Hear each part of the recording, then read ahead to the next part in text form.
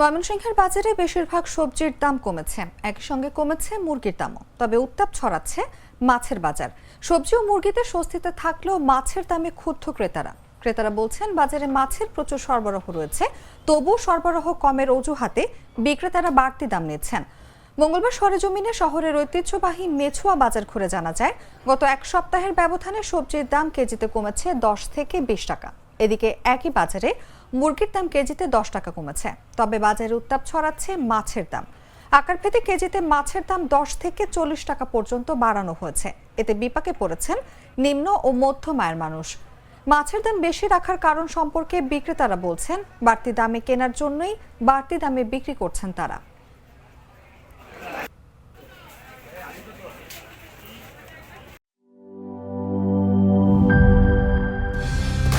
Colour expert, George sap এবং mild on hands technology সমৃদ্ধ Orix crystal wash আপনার laundry expert.